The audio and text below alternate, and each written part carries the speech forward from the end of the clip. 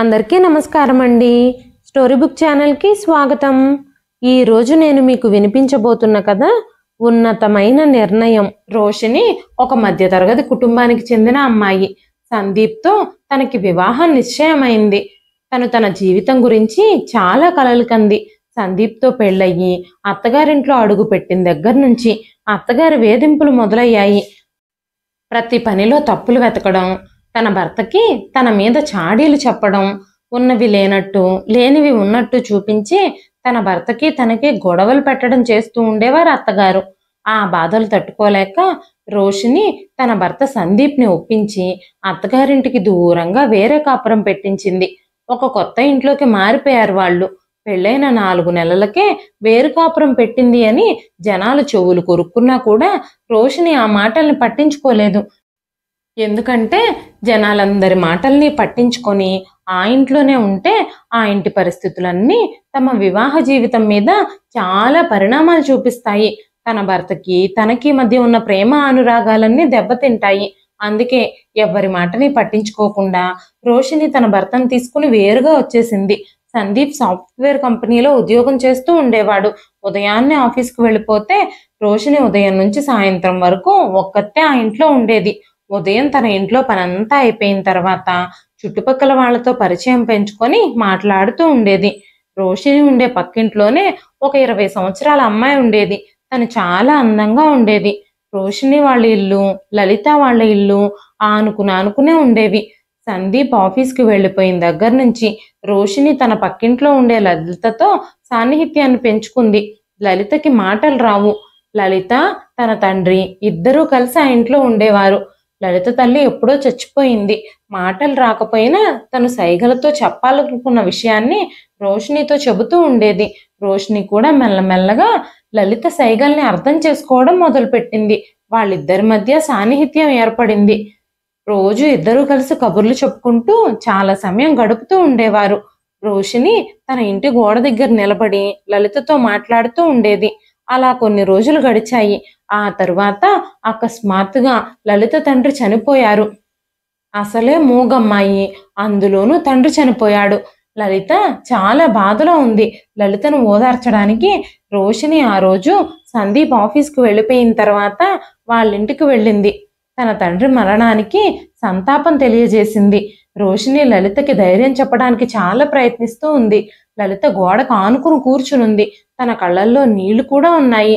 చాలాసేపు మాట్లాడిన తర్వాత రోషినికి లలిత ఆరోగ్యం సరిగ్గా లేదేమో అన్న అనుమానం వచ్చింది. లలిత చాలా నీరసంగా, చాలా ఇబ్బందిగా ఫీల్ అవుతూ ఉంది. అప్పుడు రోషిని లలితతో, లలిత, నీ ఆరోగ్యం బాగున్నట్టుగా లేదు, హాస్పిటల్కి వెళదామా అని అడిగింది. లలిత వద్దు అన్నట్టుగా తల ఊపింది. తండ్రి పోయిన బాధలో అలా ఉండుంటుందిలే అని రోషిని తన మనసుకు సర్ది చెప్పుకుంది. ఇంతకు ముందు ఆ ఇంట్లో తన తండ్రి తను మాత్రమే ఉండేవారు. ఇప్పుడు తండ్రి చనిపోయి తను ఒంటరైపోయింది. ఆ బాధతోనే తను మౌనంగా, నీరసంగా కనిపిస్తుందేమోనని రోషిని అనుకుంది. లలితకి మాటలు రాకపోవడం వల్ల పెద్దగా ఎవరితోనూ మాట్లాడేది కాదు. ఏదైనా అవసరం ఉంటే సైగలతో చెబుతూ ఉండేది. రోషిని ఒక్కదాంతోనే లలిత ఎక్కువ టైం స్పెండ్ చేస్తూ ఉండేది. ఇంకెవ్వరితోనూ మాట్లాడేది కాదు. ఎందుకంటే ఎవ్వరూ తనతో మాట్లాడడానికి ఇంట్రెస్ట్ చూపించే వాళ్ళు కాదు. రోజులు గడుస్తూ ఉన్నాయి. లలిత గర్భవతి అని కొత్త వార్తలన్నీ ఆ వీధిలో షికార్లు చేస్తూ ఉన్నాయి. ఆ నోట ఈ నోట చేరి లలిత గర్భవతి అన్న వార్త రోషిని చెవుల్లో కూడా పడింది. లలితకి ఇంకా పెళ్లి కాలేదు. వివాహం అవ్వకుండానే ఒక అమ్మాయి ఎలా గర్భవతి అవుతుంది అని రోషిని మనసు పదే తనని ప్రశ్నలతో వేధిస్తుంది. జనాలందరూ ఏవేవో పుకార్లు పుట్టిస్తున్నారు. ఇదంతా నిజం కాదు. నేను ఇలా ఆలోచించడం చాలా తప్పు. తను తన తండ్రితో నివసించే ఒక అమాయకురాలు. తన తండ్రి ఈ మధ్యనే మరణించాడు. తన విషయంలో ఇలా ఎలా జరుగుతుంది అని రోషిని అనుకుంది. ఎవరైనా తండ్రి చనిపోతే చాలా ఘోరంగా ఏడుస్తూ ఉంటారు. కానీ లలిత ముఖంలో ఏడుపు లేదు. తను చాలా వింతగా అనిపిస్తోంది. తను నిశ్శబ్దంగా మాత్రమే కూర్చొని ఉంటోంది. ఇది కూడా రోషిని వేధించే మరో పెద్ద ప్రశ్నగా మారిపోయింది. చాలా రోజుల క్రితం రోషిని వాళ్ళు ఆ ఇంట్లోకి వచ్చినప్పుడు తనకి ఎవ్వరితోనూ ఆ చుట్టుపక్కలంతగా పరిచయం లేదు. ఎవ్వరూ తనని మాట్లాడించేవారు కాదు. లలిత, తన తండ్రి అప్పుడప్పుడు తనకి కనిపిస్తూ ఉండేవారు. తన ఇంటి గోడ దగ్గర నిలబడితే లలిత వాళ్ళ ఇల్లు స్పష్టంగా కనిపిస్తూ ఉండేది. అందుకే రోషిని లలితతో స్నేహం పెంచుకుంది. లలిత అమాయకంగా మౌనంగా ఉండడం చూసి రోషిని లలితని చాలా ఇష్టపడేది.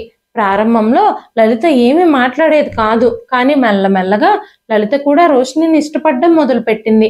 అంతలోనే తండ్రి చనిపోవడం, తను గర్భవతి అని పుకార్లు రావడం, రోషినికి ఏం నమ్మాలో ఏం నమ్మకూడదో, ఏది నిజమో ఏది అబద్ధమో కూడా అర్థం అవ్వడం లేదు. తను ఎలాగైనా సరే రోషినితో మాట్లాడాలని తను నిర్ణయించుకుంది. 2-3 రోజులు తనతో మాట్లాడడానికి ప్రయత్నించింది. కానీ రోషిని ఎంత అడిగినా కూడా లలిత అసలు ఏ ప్రశ్నకి సమాధానం చెప్పలేదు. రోషిని కూడా ఇబ్బందిగా ఫీల్ అవ్వడం మొదలుపెట్టింది. రోషిని లలిత గురించి ఆలోచించడం మొదలుపెట్టింది. ఈ అమ్మాయికి స్నేహితులు ఎవ్వరూ లేరు, చుట్టుపక్కల ఎవ్వరితోనూ అంత సాన్నిహిత్యం లేదు. నాతోనే చెప్పుకోకపోతే తన బాధని ఇంకెవరితో చెప్పుకుంటుంది? నేనే ఎలాగైనా సరే తన బాధని తానే బయటకు చెప్పుకునేలా చెయ్యాలి అని బాగా ఆలోచించి తర్వాత రోజు రోషిని పాయసం చేసుకుని లలిత ఇంటికి వెళ్ళింది. లలిత, నేను నీ విషయంలో చాలా ఆందోళన చెందుతున్నాను. నీ విషయంలో ఏం జరిగిందో నాతో చెప్పు. నీ భవిష్యత్తుకి ఎలాంటి ఇబ్బంది రాకుండా నేను చూసుకుంటాను. నువ్వు మౌనంగా ఉంటే నన్ను అవమానిస్తున్నట్టుగా నాకు అనిపిస్తుంది. ఇప్పుడు గనక నువ్వు నాతో మాట్లాడకపోతే, ఏం జరిగిందో ఏమైందో చెప్పకపోతే ఇంకోసారి నేను మీ ఇంటికి రానే రాను, నీతో మాట్లాడడానికి కూడా ప్రయత్నించను అని చెప్పినప్పుడు లలిత చాలాసేపు మౌనంగా ఉంది. ఆ తర్వాత సైగలతో రోషినితో మాట్లాడడం మొదలుపెట్టింది. తను మాట్లాడడం కానీ వినడం కానీ చెయ్యలేనని రోషినితో చెప్పింది. ఇన్ని రోజులు రోషిని లలితకి మాట్లాడడం మాత్రమే రాదు అని అనుకుంది. తను చెప్పే ప్రతి మాట తను వింటుంది అనుకుంది. తను వినను కూడా వినలేదని తెలిసి రోషిని చాలా ఆశ్చర్యపోయింది. రోషిని పెదాల కదలికను బట్టి కొన్ని విషయాలు అర్థం చేసుకునేది లలిత. ఇంతకు ముందు సమాధానాలు కూడా చెబుతూ ఉండేది. ఆ విషయం తెలిసి రోషినికి చాలా బాధగా అనిపించింది. ఆ రాత్రంతా తనకి నిద్ర పట్టలేదు. తను చాలా అందంగా ఉంది, కానీ భగవంతుడు ఇన్ని లోపాలు తనలో ఎందుకు పెట్టాడు అనుకుంటూ రోషిని లలిత మీద చాలా జాలిపడింది. లలిత తండ్రి 15 రోజుల కర్మకాండలు జరిపించడానికి కొంతమంది బంధువులు, తెలిసిన వాళ్ళు అందరూ వచ్చారు. ఆ రోజు కూడా లలిత తన తండ్రి ఫోటో ముందు అలాగే కూర్చునుంది, కానీ అస్సలు ఆడవడం లేదు. తను నిశ్శబ్దంగా కూర్చునుంది. తన కళ్ళ కింద నల్లటి వలయాలున్నాయి. వాటిని బట్టి చూస్తూ ఉంటే తను చాలా రోజుల నుంచి నిద్రే పోలేదని అనిపిస్తోంది. తన శరీరం చాలా బలహీనంగా కనిపిస్తుంది. తన ఆరోగ్యం కూడా క్షీణించిపోయినట్టుగా అనిపిస్తుంది. తనని ఎలాగైనా డాక్టర్ దగ్గరికి తీసుకెళ్లాలని రోషిని ఆలోచిస్తూ ఉంది. ఖచ్చితంగా ఈ ప్రాంతంలోని మహిళలందరూ మాట్లాడుకుంటున్నట్టుగా తన జీవితంలో ఏమైనా జరిగిందా? అందరూ అనుకునే మాటలు, అందరూ ఆలోపించే నిజాలు నిజమేనా? అవన్నీ నిజాలా అబద్ధాలా ఏమీ తెలియడం లేదు రోషినికి. లలిత తండ్రి కర్మకాండలు పూర్తయ్యేసరికి, పూజా కార్యక్రమం పూర్తయ్యేసరికి మధ్యాహ్నం 2 గంటలు అయ్యింది. జనాలందరూ ఒక్కసారిగా ఆ ప్రాంగణంలో గుమికూడినట్టుగా కనిపించారు రోషినికి.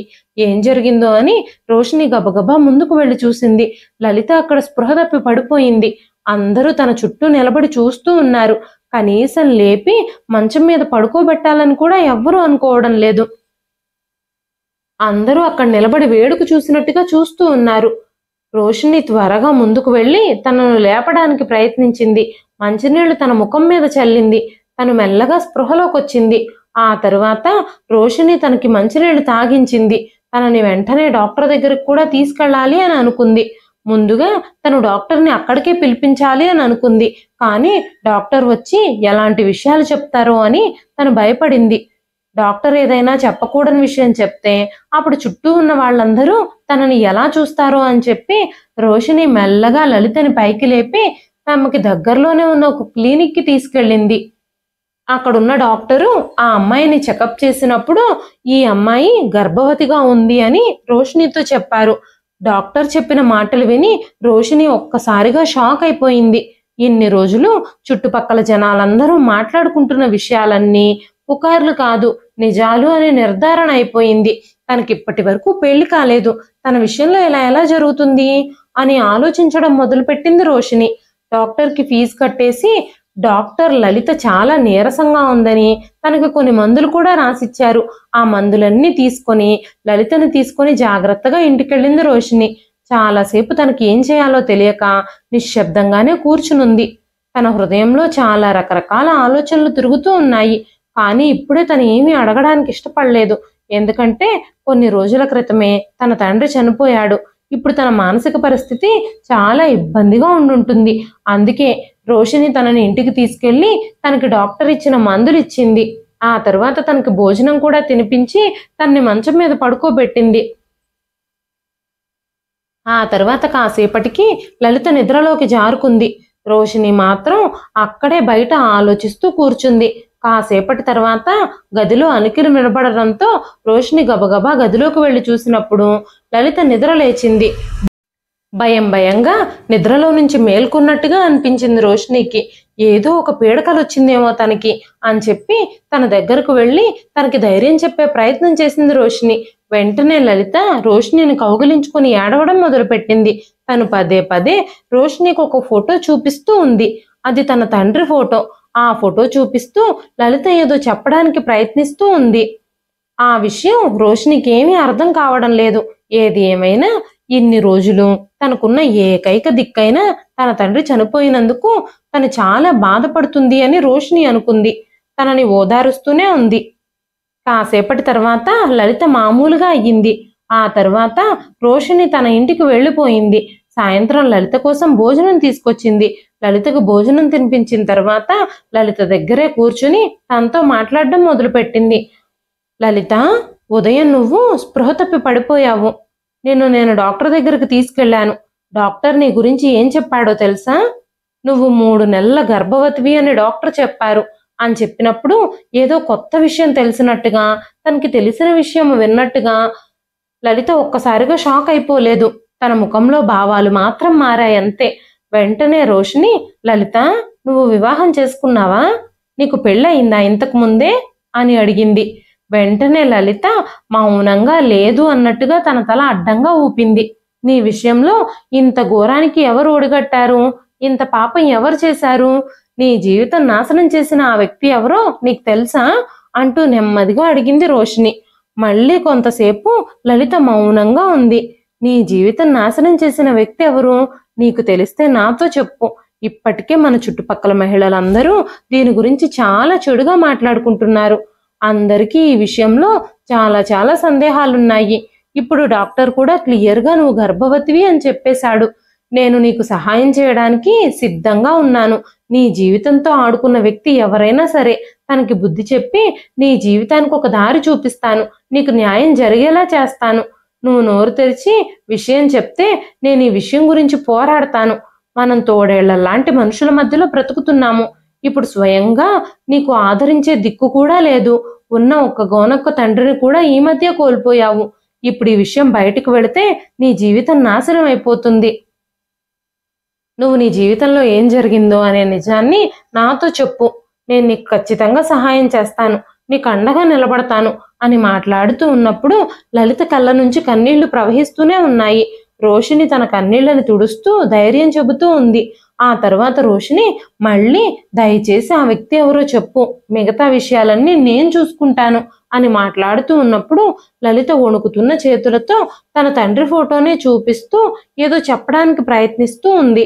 వెంటనే రోషిని, నువ్వు నీ తండ్రి చనిపోయిన బాధలో ఉన్నావని నాకు తెలుసు.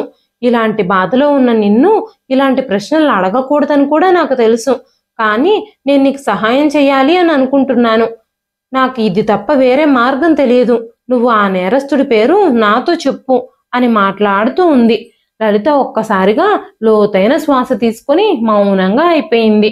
ఆ తర్వాత రోషిని, సరే నువ్వు ఇక మందులు వేసుకుని విశ్రాంతి తీసుకో అని చెప్పి అక్కడి నుంచి బయటకు నడిచింది. తను బయటకు వస్తూ ఉన్నప్పుడు అక్కడ ఒక వృద్ధ మహిళ నిలబడుంది. తను రోషినితో, ఇప్పుడు లలితకు ఎలా ఉంది? నాకు ఈ లలిత అస్సలు నచ్చదు అని చెప్పినప్పుడు ఒక్కసారిగా రోషిని షాక్ అయిపోయింది. అసలు మీ ఉద్దేశం ఏమిటండి? లలిత చాలా మంచిది. తను చాలా అమాయకురాలు. తను మీకెందుకు నచ్చదు?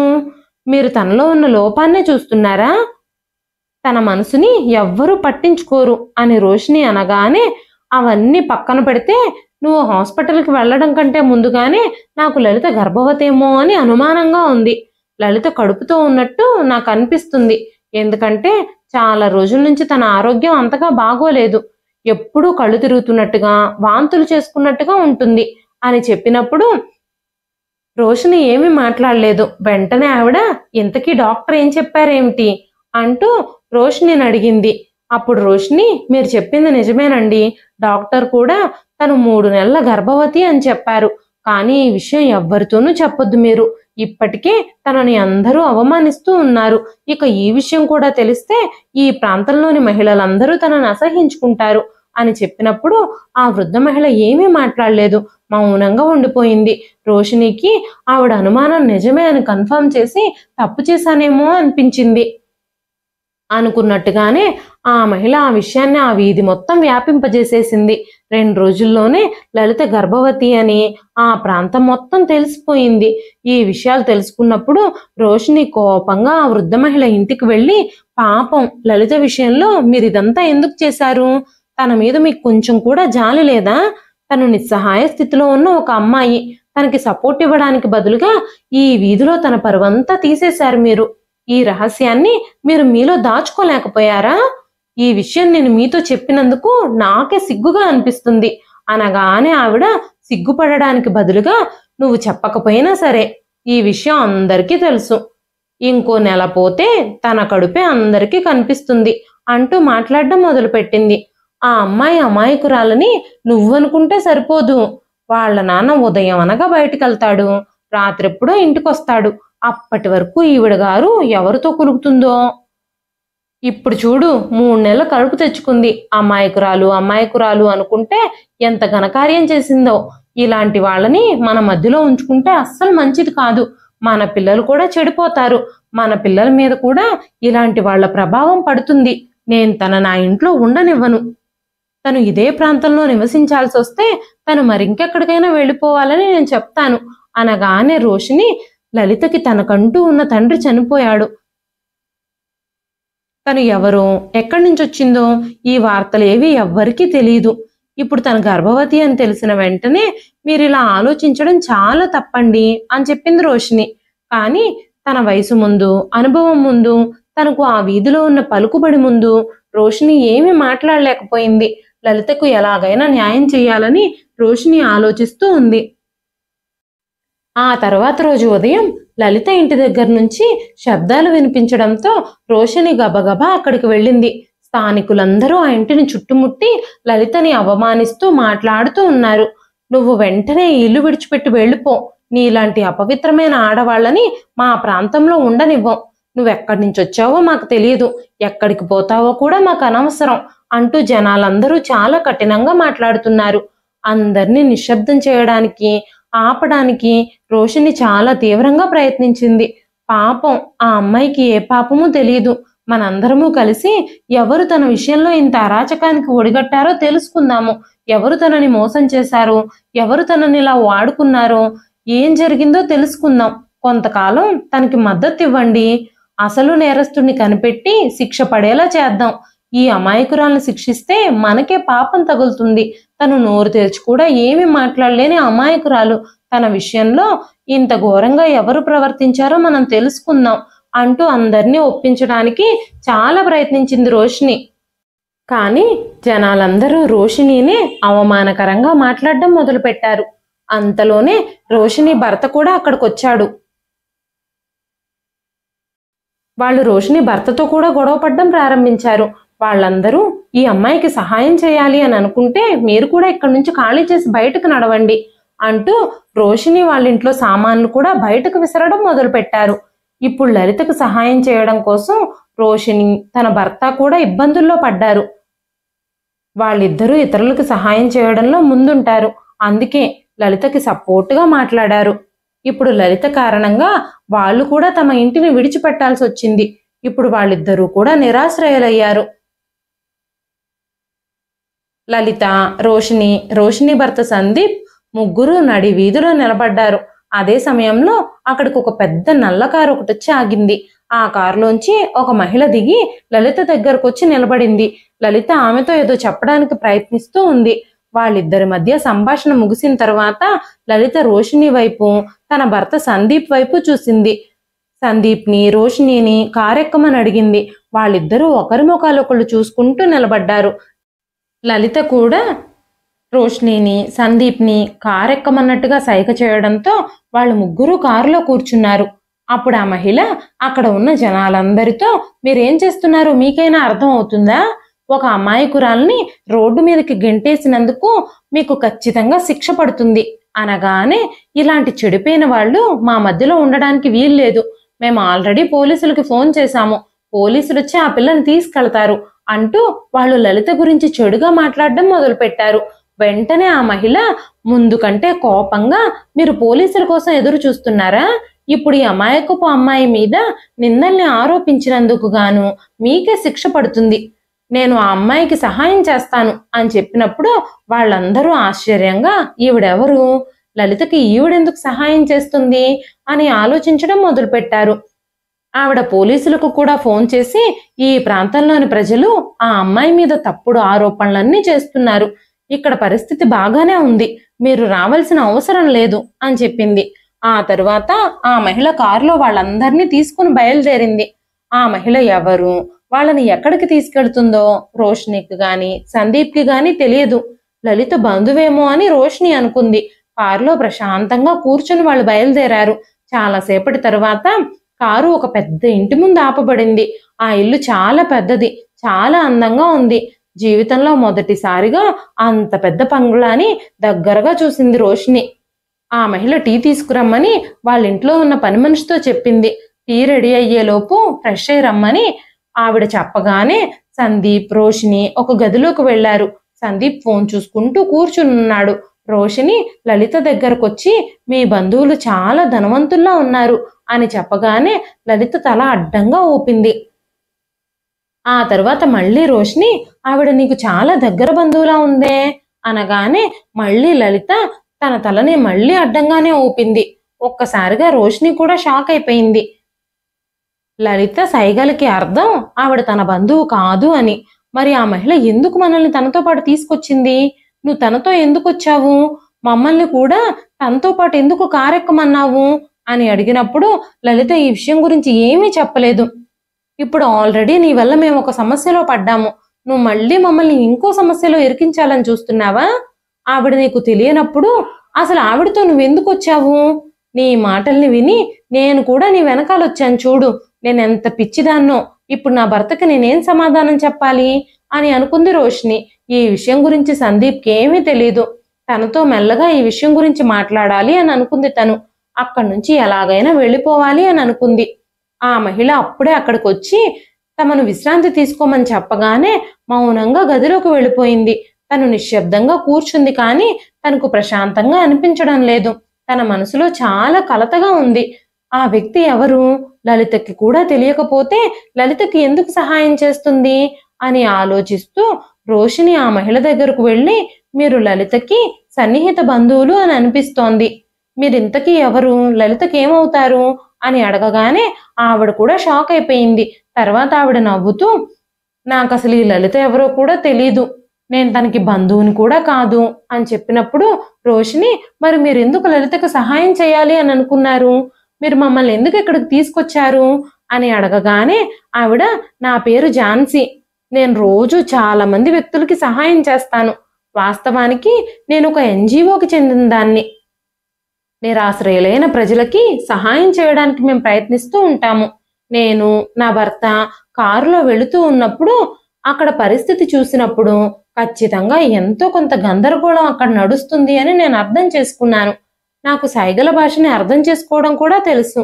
అందుకే లలిత చెప్పే విషయాన్ని సులభంగా అర్థం చేసుకున్నాను. అక్కడున్న ప్రతి ఒక్కరిని నిశ్శబ్దంగా చేశాను. మీకు సహాయం చేయడానికే మిమ్మల్ని నాతో పాటు ఇక్కడికి తీసుకొచ్చాను. మీకు ఎలాంటి భయము లేదు, ఎలాంటి ఇబ్బంది లేదు అని చెప్పినప్పుడు రోషిణి ఝాన్సీ గారి ధైర్యం చూసి చాలా ఆశ్చర్యపోయింది. ఈ విషయం అంతా రోషిణి తన భర్తతో చెప్పినప్పుడు సందీప్ కూడా చాలా ఆశ్చర్యపోయాడు.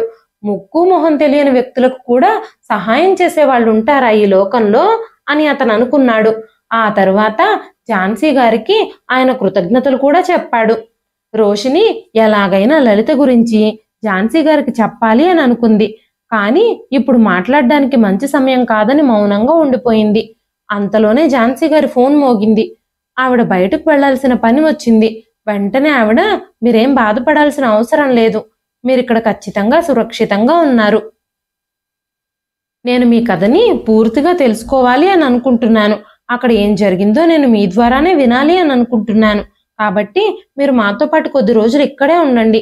మా సర్వెంట్ మిమ్మల్ని గెస్ట్ రూమ్లోకి తీసుకెళ్తారు. మీరు భోజనం చేసి ప్రశాంతంగా విశ్రాంతి తీసుకోండి. నేను రాత్రికి మిమ్మల్ని వచ్చి కలుస్తాను అని చెప్పి ఆవిడ అక్కడి నుంచి బయలుదేరి వెళ్ళిపోయింది. లలితకి వేరే గది ఇచ్చారు. లలితకు సంబంధించిన విషయాలన్నీ ఆవిడతో మాట్లాడి అక్కడి నుంచి వెళ్ళిపోయి వేరే ఏదైనా అద్దిల్లు వెతుక్కోవాలని రోషిని ఇంకా సందీప్ అనుకున్నారు. కానీ ఆవిడ రాత్రికొచ్చి మాట్లాడతానని చెప్పడంతో మౌనంగా తమకిచ్చిన గదిలోకి వెళ్ళిపోయారు. కానీ ఇప్పటి వరకు లలిత కడుపులోని బిడ్డకు తండ్రి ఎవరు అనే నిజం ఎవ్వరికీ తెలియలేదు. సాయంత్రం రోషిని బయటకు వచ్చినప్పుడు లలిత తన గదిలో విచారంగా కూర్చునుంది. రోషిని లలిత దగ్గర కూర్చుని లలితని తన తల్లి గురించి అడగడం మొదలుపెట్టింది. లలిత, నీకు అమ్ముందా? మీ అమ్మ ఎక్కడుంది? తను సజీవంగానే ఉందా లేదంటే చనిపోయిందా అని లలితని అడిగినప్పుడు లలిత, అవును, నాకు అమ్ముంది అన్నట్టుగానే తలూపింది. అంటే తన తల్లి సజీవంగా ఉందా? కానీ తను నీతో ఇప్పుడు ఎందుకు లేదు? మీ నాన్నగారు చనిపోయినప్పుడు కూడా ఆవిడ మీ ఇంటికి ఎందుకు రాలేదు అని రోషిని అడిగినప్పుడు ఆ ప్రశ్నకి లలిత ఏ సమాధానము చెప్పకుండా మౌనంగా ఉండిపోయింది. తను మళ్ళీ మళ్ళీ ఆ ప్రశ్న అడుగుతూనే ఉంది. కానీ అప్పుడు కూడా లలిత మౌనంగానే ఉంది. రోషిని మాత్రం తనతో మాట్లాడుతూనే ఉంది. లలిత ఏ సమాధానము చెప్పడం లేదు. ఎక్కడో ఆలోచిస్తూ పరధ్యానంగా ఉంది. కాసేపటి తర్వాత ఝాన్సీ గారు కూడా అక్కడికి వచ్చారు. అప్పుడే రోషిని ఝాన్సీ గారితో లలిత గర్భవతి అన్న విషయం గురించి చెప్పింది. ఆ విషయం కూడా ఝాన్సీ గారికి ఉదయమే తెలుసు. ఎందుకంటే అక్కడ రోడ్ల మీద ప్రజలందరూ ఆ విషయం గురించి మాట్లాడుకుంటున్నారు. దాని గురించే ఆలోచించడం మొదలుపెట్టింది ఆవిడ. ప్రతి ఒక్కరూ ఈ విషయం మీదే లలితదే తప్పు అని ఆరోపించారు. వాళ్ళ నా ఇంటి నుంచి బయటకు పంపించారు. వీలైనంత త్వరగా నేరస్తుడు ఎవరో కనిపెట్టాలని ఆవిడ కూడా అనుకుంది. వెంటనే రోషిని, తన తండ్రి ఈ మధ్య చనిపోయాడు, తనకి నా అనుకున్న వాళ్ళెవ్వరూ లేరు, తన గర్భానికి కారణం ఎవరో తెలుసుకొని ఆ వ్యక్తికి శిక్ష పడేలా చేయాలని నేను ప్రయత్నిస్తున్నాను. తన సైగలు కొన్ని నాకు అర్థం కావడం లేదు. తనతో ఎలా మాట్లాడాలో, తన నుంచి విషయం ఎలా రాబట్టాలో అనే విషయం కూడా నాకు అర్థం కావడం లేదు. ఆ విషయం గురించి అడిగి తనని ఇబ్బంది పెట్టాలని కూడా నేను అనుకోవడం లేదు. ఎప్పుడైనా ఈ విషయం గురించి అడిగినప్పుడు తను ఏడుపు ప్రారంభిస్తోంది. అందుకే తనను ఒత్తిడి చేయకూడదని నేను నిర్ణయించుకున్నాను. మీరు తన సైగల్ని అర్థం చేసుకుంటున్నారు కదా, కాబట్టి మీరే ఈ విషయం గురించి తనని జాగ్రత్తగా అడగండి. తను మీతో ఏమైనా చెప్తే మీకు అర్థమవుతుంది అని నేను అనుకుంటున్నాను అని రోషిని ఝాన్సీ గారితో చెప్పినప్పుడు ఆవిడ నవ్వుతూ, మీరు నాకు చాలా బాగా నచ్చారు. ఏ సంబంధము లేని ఒక అమ్మాయి కోసం మీరు ఇంత తాపత్రయపడుతున్నారు. మీ ఇలాంటి వాళ్ళు మాతో గనుక కలిసి పనిచేస్తే ఎంతో మందికి సహాయం చేసే సామర్థ్యాన్ని పొందుతాం మేము. మీరు కూడా మాతో పాటు మా ఎన్జిఓలో వర్క్ చేయాలనుకుంటే చెయ్యొచ్చు అని చెప్పినప్పుడు ఏదైనా నిర్ణయం తీసుకునే ముందు తన భర్తని అడిగి నిర్ణయం తీసుకోవాలని తను అనుకుంది. నేను నా భర్తను అడిగి ఏ విషయం మీతో చెబుతాను అని ఆవిడతో చెప్పింది రోషిని. వెంటనే ఆవిడ, మీరు ఆందోళన చెందాల్సిన అవసరం ఏమీ లేదు. మీరు ఇక్కడ ఉండడం వల్ల మాకు ఎలాంటి ఇబ్బంది లేదు. పరిస్థితులన్నీ సరైనప్పుడు మీరు ఎక్కడికి వెళ్ళాలనుకుంటే అక్కడికి వెళ్ళిపోవచ్చు. ఈ లోపుగా మీరు ఇక్కడే ఉండొచ్చు. ఈ లలిత విషయంలో ఏం జరిగింది అనే విషయం నేను తెలుసుకుంటాను. తప్పకుండా తనకి న్యాయం జరిగేలా చేస్తాను అని ఆవిడ చెప్పింది. ఈ విషయాలన్నీ తన భర్తతో చెప్పింది రోషిని. ఆ తర్వాత రోజు ఝాన్సీ గారు లలితని, రోషిణిని డ్రాయింగ్ రూమ్లోకి పిలిచారు. అక్కడికి వెళ్ళిన తర్వాత ఆవిడ ఆ నలుగురితో మాట్లాడడం ప్రారంభించారు. అసలు ఈ విషయంలో ఏం జరిగింది, నీ కథ మొత్తం నాతో చెప్పమని ఝాన్సీ గారు లలితను అడిగారు. నీ జీవితాన్ని నాశనం చేసిన వ్యక్తి ఎవరో తెలిస్తే మేము అతని మీద చర్యలు తీసుకుంటాము అని అడిగినప్పుడు తను చాలా మౌనంగా ఉంది. తన ఒళ్ళంతా వణుకుతూ ఉంది. వెంటనే రోషిని, తను ఎందుకు ఇంతలా భయపడుతుంది, తను నేరస్తుడి పేరు చెప్పడానికి ఎందుకు ఇంతలా ఆలోచిస్తుంది అని అడగగానే ఝాన్సీ గారు, ఇలాంటి కేసుల్లో అమ్మాయిలు ఇలాగే భయపడతారు. కొంచెం టైం ఇస్తే తను మనకు అన్నీ చెబుతుంది. తనని ఇబ్బంది పెట్టడం సరైన పని కాదు. ఈ రోజు రాత్రి తనని నాతో పాటే పడుకోబెట్టుకుంటాను.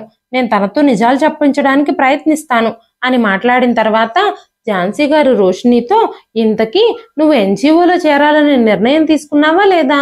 మీ భర్త ఏమన్నారు? మీకు ఆ భగవంతుడు నిస్సహాయులకు సేవ చేయడానికి గొప్ప మార్గం ఇచ్చాడు. స్వయంగా మీరు ముందు నుంచి ఇబ్బందుల్లో ఉన్న వాళ్ళకి సేవ చేయడానికి ముందుంటారు. ఇది మీకు మంచి అవకాశమని నేను అనుకుంటున్నాను అని చెప్పినప్పుడు స్వయంగా రోషిని భర్త సందీప్ కూడా ఈ విషయానికి ఒప్పుకోవడం వల్ల రోషిని కూడా ఎన్జిఓలో చేరడానికి సిద్ధంగా ఉన్నానని ఝాన్సీ గారితో చెప్పింది. ఝాన్సీ గారు కూడా చాలా సంతోషించారు. అయితే నీ మొదటి కేసు ఈ లలితతోనే మొదలవుతుంది. నీ కొత్త ప్రయాణం గురించి నేను చాలా సంతోషంగా ఉన్నాను. లలిత మనసులో చాలా గాయాలున్నాయి. ఆ గాయాలన్నీ మెల్లమెల్లగా మాన్పి మనం తనకి సహాయం చేయగలం అన్న భరోసా ఇస్తే తను ఖచ్చితంగా నిజాలు బయటపెడుతుంది అని చెప్పారు ఝాన్సీ గారు. ఆ తర్వాత రోషిని కూడా చాలా ప్రయత్నాలు చేసింది. ఒకరోజు లలిత అంతటా లలితే రోషిని దగ్గరకు వచ్చి తనని కౌగిలించుకుని ఏడవడం మొదలుపెట్టింది. ఆ ఏడుపు రోషినిని కలవరపెట్టింది. ఎంత అడిగినా లలిత ఏమీ చెప్పలేదు. ఆ తర్వాత రోషిని తన భర్త ఝాన్సీ గారితో మాట్లాడి అద్దె ఇల్లు తీసుకొని అక్కడి నుంచి మారిపోయారు. తమతో పాటే లలితను కూడా తీసుకెళ్లారు. రోజు ఎన్జిఓకి వెళ్ళి ఎన్జిఓలో పనిచేస్తూ ఉండేది రోషిని. ఒకరోజు రోషిని ఎన్జిఓకి వెళ్ళినప్పుడు అక్కడ ఒక వ్యక్తిని చూసింది. అతని వయసు సుమారుగా ఒక 25 సంవత్సరాలు ఉండొచ్చు. తను తన భార్య కోసం వెతుక్కుంటూ సంవత్సరాలుగా తిరుగుతూ ఉన్నాడు. తన భార్య పేరు రమ్య అని, తనని ఎలాగైనా కలవాలని, తను ఎక్కడుందో ఎలా ఉందో ఎలాగైనా వెతికి పెట్టమని ఝాన్సీ గారితో ఎప్పటి నుంచో మాట్లాడుతూనే ఉన్నాడు. కానీ ఆ అమ్మాయి ఆచూకీ తెలియలేదు. రోషిని అక్కడ కొత్తగా అయ్యింది అన్న విషయం తెలిసి అభినవ్ తనకు సంబంధించిన విషయాలన్నీ మళ్ళీ రోషినితో చెప్పడం మొదలుపెట్టాడు. అభినవ్ చిన్నగా ఉన్నప్పుడే రమ్యని బాల్య వివాహం చేసుకున్నాడు. ఆ తరువాత రమ్య తల్లిదండ్రుల ఆర్థిక పరిస్థితులు బాగుండకపోవడంతో వాళ్ళు చేసిన అప్పులకి గాను రమ్యని అమ్మేయాల్సి వచ్చింది. రమ్యకి 18 సంవత్సరాల వయసు వచ్చినప్పుడు తనని తన ఇంటికి తీసుకొచ్చుకోవడం కోసం అభినవ్ వెళ్ళినప్పుడు రమ్య అక్కడ లేదు. రమ్య తల్లి మాత్రమే ఉంది. రమ్య తండ్రి అప్పటికే చనిపోయాడు. ఈ విషయాలన్నీ అభినవ్ రోషినితో మాట్లాడాడు. ఎన్ని ప్రయత్నాలు చేసినా కూడా నేను నా భార్యని ఇన్నేళ్లుగా కలవలేకపోయాను. నా తల్లిదండ్రులు నన్ను వేరే అమ్మాయిని వివాహం చేసుకోమని బలవంతం చేస్తున్నారు. కానీ నేను చిన్నప్పటి నుంచి తనని మనస్ఫూర్తిగా ప్రేమిస్తూ ఉన్నాను. ఎన్జిఓ ద్వారా ఇలాంటి కేసులు చాలా సాల్వ్ చేసి చాలా మందికి సహాయం చేశారని నేను విన్నాను. అందుకే ఈ విషయంలో మీరు నాకు సహాయం చేయగలరన్న నమ్మకంతోనే నేను మిమ్మల్ని ఆశ్రయించాను అని చెప్పాడు అభినవ్. ఆ తర్వాత రోజు రోషిని ఈ విషయం గురించి ఝాన్సీ గారితో కూడా మాట్లాడింది. ఆ అమ్మాయిని ఎవరు కొన్నారు, ఎవరు తమతో పాటు తీసుకెళ్లారు అన్న విషయానికి సంబంధించిన ఇన్ఫర్మేషన్ ఏది వాళ్ళ దగ్గర లేదు. అభినవ్ భార్య రమ్యను పట్టుకోవడం అసంభవం అని వాళ్ళు అనుకున్నారు. ఆ తర్వాత రోజు రోషిని ఎన్జిఓకి వెళ్లేటప్పుడు తనతో పాటు లలితను కూడా తీసుకెళ్ళింది. లలిత ఆఫీస్ రూమ్ లో కూర్చునుంది. అభినవ్ ఆ రోజు కూడా అక్కడికి వచ్చాడు. చాలాసేపు రోషినితో మాట్లాడిన తర్వాత తను ఆఫీస్ రూమ్ లోకి వెళ్ళినప్పుడు అక్కడే లలితను చూశాడు. వెంటనే పరిగెట్టుకుంటూ లలిత దగ్గరకు వెళ్ళి రమ్య రమ్య ఇన్నాళ్ళు ఏమైపోయావు, ఎక్కడున్నావు అంటూ అడగడం మొదలుపెట్టాడు. తనని కింద నుంచి పై వరకు చూసినప్పుడు తను గర్భవతి అనే విషయం తనకు అర్థమైంది. అసలు ఏం జరిగింది? తన భార్య ఎలా గర్భవతి అయింది? తను మళ్ళీ పెళ్లి చేసుకుందా? ఇలా చాలా ప్రశ్నలు తన మనసులో తనని వేధించడం మొదలుపెట్టాయి. వెంటనే రోషిని అభినవ్ దగ్గరకు వచ్చి, అభినవ్, తిను రమ్య కాదు, తన పేరు లలిత. తను ఏమీ మాట్లాడలేదు, తను ఒక మోగమ్మాయి అని చెప్పినప్పుడు అభినవ్ ఆశ్చర్యపోయాడు. ఎందుకంటే రమ్యకు మాటలొచ్చు. తిను రమ్య కాదా, రమ్యలానే ఉండే ఇంకో అమ్మాయా అని అభినవ్ అనుకోవడం మొదలుపెట్టాడు. కానీ లలిత కూడా అభినవ్ని గుర్తుపట్టింది. రమ్య తీవ్రంగా ఏడవడం మొదలుపెట్టింది. అక్కడ అభినవ్ని చూసినప్పుడు రమ్యకి చాలా ధైర్యం వచ్చింది. తను తన సైగలతో తనకు జరిగిన విషయం అంతా చెప్పడం మొదలుపెట్టింది. రమ్య తల్లిదండ్రులిద్దరూ అప్పుల పాలైపోయారు. రమ్య తండ్రి అర్ధాంతరంగా చనిపోయాడు. ఆయన చనిపోయిన తర్వాత అప్పుల వాళ్ళందరూ ఇంటి మీదకొచ్చారు. రమ్య తల్లి అప్పులు కట్టలేని పరిస్థితుల్లో ఉంది. అప్పుడే రమ్యని ఒక వ్యక్తి తీసుకెళ్లిపోయాడు డబ్బులిచ్చి. ఆ వ్యక్తి రమ్యను తనతో పాటు తీసుకొచ్చుకొని తన కూతురు అని చెప్పి తనతో పాటే ఉంచుకున్నాడు. తన పేరును కూడా లలితగా మార్చేశాడు. ప్రజలందరి ముందు తను తన తండ్రిలా నటిస్తూ రోజు తనపై అత్యాచారం చేసేవాడు. తనపై జరుగుతున్న దాడిని తట్టుకోలేక రమ్య ఆ షాక్ లో మాట్లాడే శక్తిని కూడా కోల్పోయింది. ఆ తర్వాత కొన్ని రోజులకి ఆ వ్యక్తి చనిపోయాడు. అంతేకాకుండా రమ్య కూడా గర్భవతి అయింది. ఆ తర్వాత జరిగిన విషయాలన్నీ రోషినికి, ఝాన్సీ గారికి తెలుసు. ఈ విషయాలన్నీ తెలుసుకున్నప్పుడు అభినవ్ చాలా బాధపడ్డాడు. రమ్యను కౌగిలించుకుని చాలాసేపు తన విషయంలో జరిగిన దానికి అభినవ్ చాలా ఏడ్చాడు. ఏది ఏమైనప్పటికీ రమ్య ఒక అన్యాయానికి గురైంది. ఎన్నో ఏళ్ల క్రితమే రమ్యకి తనకి పెళ్ళయింది. ఆ పెళ్లిని ఇప్పటికీ యాక్సెప్ట్ చేస్తున్నాడు అభినవ్. జరిగిన విషయంలో రమ్య తప్పేమీ లేదు. కాబట్టి రమ్య కడుపులో ఉన్న బిడ్డని యాక్సెప్ట్ చేసి రమ్య కడుపులోని బిడ్డకి తండ్రి స్థానంలో నిలబడ్డాడు అభినవ్. ఎన్నో ఏళ్లుగా తను వెతుకుతున్న తన భార్య తనకి దొరకడంతో తనకి చాలా సంతోషంగా అనిపించింది. తన జీవితంలో ఏం జరిగినా తనకి పట్టింపు లేదని, రమ్య తన భార్య అని అందరి ముందు గర్వంగా చెప్పాడు అభినవ్. తను తన భార్యని తనతో పాటు తీసుకెళ్లాడు. తన ఇంటి పేరుని రమ్య కడుపులో ఉన్న బిడ్డకు కూడా ఇచ్చాడు. తన మనసులో పడిన ప్రతి గాయానికి అభినవ్ మందుగా మారాడు. తనతో కొత్త జీవితాన్ని ప్రారంభించాడు. ఇలాంటి విషయాలు మన సమాజంలో చాలానే జరుగుతూ ఉన్నాయి. రమ్య లాంటి ఆడపిల్లల్ని సంతల్లో పశువుల్లాగా కొనుక్కొని తండ్రి అన్న పేరుతో కూడా వాడుకునే కామాంధులు చాలా మందే ఉన్నారు. అలాంటి కేసుల్ని ఎన్జిఓలో చేరిన తర్వాత చాలానే చూస్తూ ఉంది రోషిని. కానీ అభినవ్ లాంటి అభ్యుదయ వ్యక్తిత్వం ఉన్న మనుషులు చాలా అరుదుగా ఉంటారు. అభినవ్ తన జీవితంలో చాలా ఉన్నతమైన నిర్ణయాన్ని తీసుకున్నాడు. రోషిని దృష్టిలో చాలా ఎత్తులో నిలబడి కనిపిస్తూ ఉన్నాడు. ఇదండి ఈ రోజు కథ.